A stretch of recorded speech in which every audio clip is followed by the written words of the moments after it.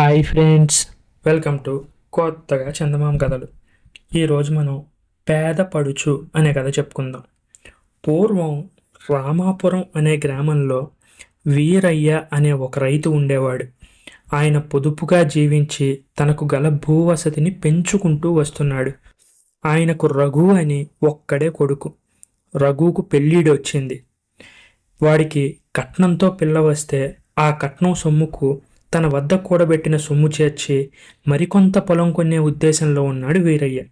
కానీ రఘుకి మాత్రం పెళ్లి చేసుకోవాలనే ఆలోచన ఇంకా కలగలేదు. ఒకనాడు పండగ వచ్చింది. సంబరం చూడ్డానికి ఊళ్ళో ఉన్న కూలి జనం దగ్గర నుంచి వెళ్తున్నారు. రఘు కూడా వేడుక చూడ్డానికి బయలుదేరాడు. అతను తమ మొక్కజొన్న చేను దగ్గరికి వచ్చేసరికి చేలో కలుపు ఏరుతూ లక్ష్మి అనే పిల్ల కనిపించింది. లక్ష్మి తండ్రి ఒకప్పుడు బాగా బతికినవారే, కానీ కాలం కలిసిరాక అప్పుల పాలై ఉన్నదంతా పోగొట్టుకొని పేదరికం అనుభవించి చనిపోయాడు. లక్ష్మి తల్లి అంతకు ముందే చనిపోయింది. అనాథ అయిన లక్ష్మిని నాయనమ్మ పెంచి పెద్ద చేసింది. ఇప్పుడు ఆ నాయనమ్మ చాలా ముసలిదైపోయింది. ఆవిడకి కళ్ళు కూడా సరిగ్గా కనపడవు, చెవులు వినపడవు. లక్ష్మి రెక్కల కష్టం మీద తన పొట్ట పోసుకుంటూ ముసల్దాన్ని కూడా పోషిస్తుంది. వాళ్ళిద్దరూ ఒక పాకలో నివసిస్తున్నారు. రఘు ఆగి లక్ష్మిని చూసి, ఏమ్మా లక్ష్మి, ఊళ్ళో ఉన్న జనం అంతా సంబరానికి వెళ్తుంటే నువ్వు ఎక్కడేం చేస్తున్నావుమే అని అడిగాడు. పోవడానికి వీలుంటే నేనెందుకు పోనబ్బి అన్నది లక్ష్మి. కలుపు తీసినందుకు మా నాన్న ఎంత ఇస్తానన్నాడేంటి అన్నాడు రఘు. పని పూర్తి చేస్తే 2 అణాలు ఇస్తారు అన్నది లక్ష్మి. ముష్టి 2 అణాలేనా? నేను ఇస్తానులే, నువ్వు వెళ్ళి సంబరం చూసిరా అన్నాడు రఘు. నాకు అక్కర్లేదు, నాకు డబ్బు రావడమేనా, చేస్తానన్న పని చేయక్కర్లేదా అన్నది లక్ష్మి. రఘు మారు మాట్లాడకుండా చొక్కా విప్పి ఒక పక్కన పెట్టి చేలో ప్రవేశించి ఇంకొక పక్క నుంచి తాను కూడా కలుపు తీయడం ప్రారంభించాడు. కలుపు పని త్వరగా అయిపోయింది. కానీ అలవాటు లేకపోవడం చేత రఘు తొందరగా అలిసిపోయాడు. అతని మొహం అంతా చెమట్లు దిగజారాయి. లక్ష్మి అతన్ని వేళాకోళం చేసింది. నా పని చేసి పెట్టావు కాబట్టి మా ఇంటికి రా, నేను నీకు పానకం ఇస్తాను, తాగుదు గాని అన్నది. రఘు లక్ష్మి వెంట వాళ్ళ ఇంటికి వెళ్ళాడు. అది వరకెప్పుడు అతను పాకలో అడుగు పెట్టలేదు. పేదవాళ్ల ఇల్లైన ఆ పాక అద్దంలా అమర్చి ఉంది. లక్ష్మి నాయనమ్మ ఊరికే రుసరుసలాడే రకం. పాపం ఈ ముసల్దాంతో లక్ష్మి ఎంత ఓర్పుగా కాలక్షేపం చేస్తుందో అనుకున్నాడు రఘు జాలిగా. లక్ష్మి రఘుకు తాగడానికి పానకం ఇచ్చింది. అక్కడి నుంచి రఘు వెనక్కి తిరిగి ఇంటివైపు వచ్చాడు. అతను పశువుల దొడ్డి వరకు వచ్చేసరికి అతని తండ్రి వీరయ్య ఒంటరిగా దొడ్డి కంచె బాగు చేస్తూ కనిపించాడు. ఆయన తన కొడుకుని చూసి, ఒరే రఘు, కాస్త సాయం చేయరా, పనివాళ్ళంతా సంబరానికి వెళ్ళారు. ఈ కంచె బాగు చేద్దామంటేనేమో ఒక్కడు కూడా లేడు సమయానికి. అందుచేత నేనే కష్టపడవలసి వస్తుంది. నువ్వు కూడా ఒక చెయ్యేరా అన్నాడు. రఘు తండ్రికి సాయం చేయసాగాడు. కొడుకు పరధ్యానంగా ఉండడం కనిపెట్టి వీరయ్య, ఏమిట్రా ఆలోచిస్తున్నట్టున్నావు అని అడిగాడు. ఏం లేదు నాన్న, పెళ్లి చేసుకోమని నువ్వు అమ్మ నాతో చాలాసార్లు అన్నారు. కానీ నాకు నచ్చిన పిల్ల దొరక్క ఇన్నాళ్ళు నేను మాట్లాడలేదు. ఇప్పుడు నాకు తగిన పిల్ల దొరికింది నాన్న అని అన్నాడు రఘు. ఎవర్రా ఆ పిల్ల అని తండ్రి అడిగాడు. లక్ష్మి అన్నాడు రఘు. మన ఇంటికి అప్పుడప్పుడు పనికి వస్తుంది కదా ఆ పిల్ల అని అడిగాడు వీరయ్య. అవును, ఆమె నాకు తగిన భార్య అని నేను నిశ్చయించుకున్నాను అన్నాడు రఘు. వీరయ్య కొంచెం ఆలోచించాడు. ఒకప్పుడు వాళ్ళు కూడా మనలాగా బతికిన వాళ్ళేరా. అదీకాక లక్ష్మి ఎంతో బుద్ధిమంతురాలు, కానీ వాళ్ళు బొత్తిగా దరిద్రులు, ఎంతో పేదవారు అన్నాడు. వాళ్ళ భాగ్యంతో మనకేంటి పని నాన్న? ఆమె బుద్ధిమంతురాలు, పనిమంతురాలు, అందంగా కూడా ఉంటుంది. మన ఇంట్లో వందికగా అమరిపోతుంది అన్నాడు రఘు. నిజమే, నన్ను అడిగితే వెంటనే చేసుకోమని చెప్తాను. కానీ మీ అమ్మ ఒట్టి పిసినిగొట్టు. పాలు, పెరుగు, నెయ్యి అమ్మిన బాపతో ఒక్క దమ్మిడి కూడా నాకు చూపదు. మొత్తం ఎక్కడో పాతిపెట్టేస్తుంది. మీ అమ్మ ఈ సంబంధానికి చచ్చినా ఒప్పుకోదు అన్నాడు వీరయ్య. ఆ రోజే రఘు తల్లితో లక్ష్మిని తాను పెళ్లి చేసుకునే విషయం చెప్పాడు. ఆవిడ అంతా విని, నీకిష్టమై లక్ష్మిని చేసుకుంటానంటే నేను ఎందుకు వద్దంటానరా? కానీ మీ నాన్నకు ఎంత డబ్బు పిచ్చో నీకు తెలియదు. నువ్వు ఏమీ కట్నం లేకుండా ఎవరో పేద పిల్లను పెళ్ళాడతానంటే ఆయన ఎంత మాత్రం ఒప్పుకోడు, చూసుకో మరి అని అన్నది. ఆ తర్వాత వీరయ్య ఆయన భార్య కూడబలుక్కున్నారు. వీరయ్య భార్యకు దుర్గ అని వేలు విడిచిన మేనకోడలు ఒక ఆమె ఉన్నది.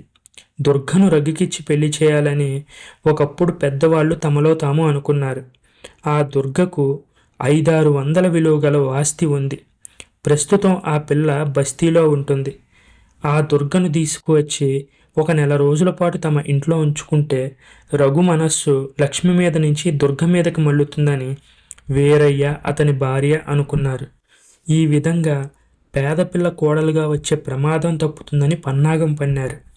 వీరయ్య ఏదో ఒక మిష మీద బండి వేసుకుని బస్తీ వెళ్ళి దుర్గను తీసుకువచ్చాడు. ఈ దుర్గకు అందం కంటే ఆడంబరం హెచ్చు, తెలివితేటల కంటే అహంకారం జాస్తి. తనకున్న ఆస్తి 500 అయినప్పటికీ తానొక కోటీశ్వరురాలు అన్నట్టుగా ప్రవర్తించేది.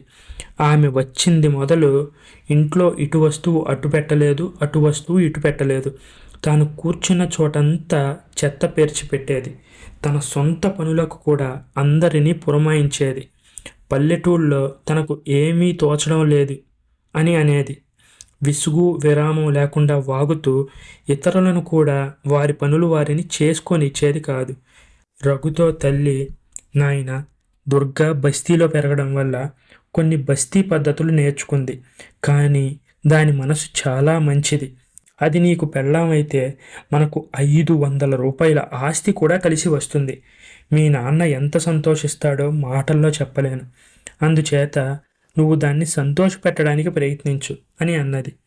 సరే అమ్మా అన్నాడు రఘు. కానీ దుర్గ ప్రవర్తన నానాటికి దుర్భరం కాసాగింది. ఆమె చేత తిట్లు తినలేక 2 పనివాళ్లు పని మానేశారు. ఆవుకు జబ్బు చేసింది. దాన్ని చూసే మనిషి కూడా లేదు. వీరయ్య కొడుకుతో, ఒరే నువ్వు కాస్త ఆవును కనిపెట్టుకొని ఉండాలరా అని అన్నాడు. నేను బస్తీ వెళ్తున్నాను నాన్న, దుర్గకు ఏవో వస్తువులు కావాలంట అన్నాడు రఘు. వీరయ్య భార్యకు ఏం చెయ్యాలో తోచలేదు. 2 రోజుల పాటు సహాయం రమ్మని లక్ష్మికి కబురు చేస్తే లక్ష్మి నాయనమ్మకు పక్షవాతం వచ్చిందని, లక్ష్మి అసలు ఇల్లు కదిలే స్థితిలోనే లేదని తెలిసింది. బస్తీ వెళ్ళిన రఘు 10 రూపాయలు ఖర్చు పెట్టి దుర్గ కోరిన సామాన్లన్నీ తెచ్చాడు. సరిగ్గా అదే రోజు వీరయ్య అతని భార్య కష్టసుఖాలు మాట్లాడుకోవడం మొదలుపెట్టారు. ఈ దుర్గ మన ఇంటికి వచ్చినప్పటి నుంచి అన్నీ తారుమారే. ఆ పిల్ల ఒట్టి సోమరిపోతు. నన్ను పనామలాగా చూస్తుందేంటండి? ఎన్ని వస్తువులు పగలగొట్టిందో అయితే నా నోటితో నేను చెప్పలేను. నిక్షేపం లాంటి ఇల్లు నరకంలాగా మారిపోయింది. నాకు అసలు మతిపోతుంది అని అన్నది భార్య. అదొక్కటేనా? మన రఘు దానికి పూర్తిగా బానిస అయిపోయాడు. అది ఆస్తి తెచ్చే మాట ఎలా ఉన్నా దానికి 10 వాడి చేత ఖర్చు చేయిస్తుంది. కావలిస్తే నువ్వు చూస్తూ ఉండు అని అన్నాడు వీరయ్య. ఇద్దరూ కలిసి దుర్గను పంపించేయాలని నిశ్చయించుకున్నారు.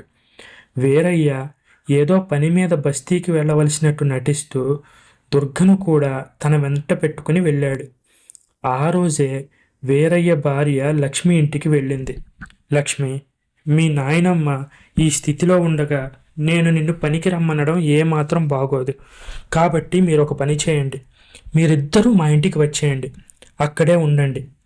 నాకేమో మనిషి తోడు లేకుండా పని అస్సలు జరగదు.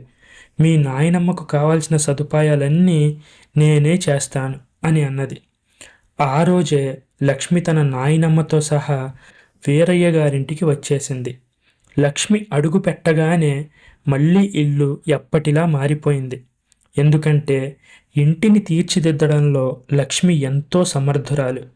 కొన్ని రోజులు గడిచాక వీరయ్య రఘుతో, వెనక నువ్వెప్పుడో లక్ష్మిని పెళ్లి చేసుకుంటానని నాతో చెప్పావు కదా, ఆ అభిప్రాయం నీకింకా ఉందా అని అడిగాడు. నాకెప్పుడూ ఆమెను పెళ్లాడాలనే ఉన్నది. మధ్యలో నువ్వు అమ్మే అడ్డుపుల్లలు వేశారు అన్నాడు రఘు. ఆ తర్వాత కొద్ది రోజులకే లక్ష్మికి రఘుకు పెళ్లి జరిగింది. దాంతో అందరూ సుఖంగా ఉన్నారు. ఈ కథ మీకు నచ్చినట్టయితే దీన్ని లైక్ చేయండి, మీ ఫ్రెండ్స్ అందరికీ షేర్ చేయండి. అలాగే మన ఛానల్ని సబ్స్క్రైబ్ చేసుకోవడం మాత్రం అస్సలు మర్చిపోకండి. Thank you friends.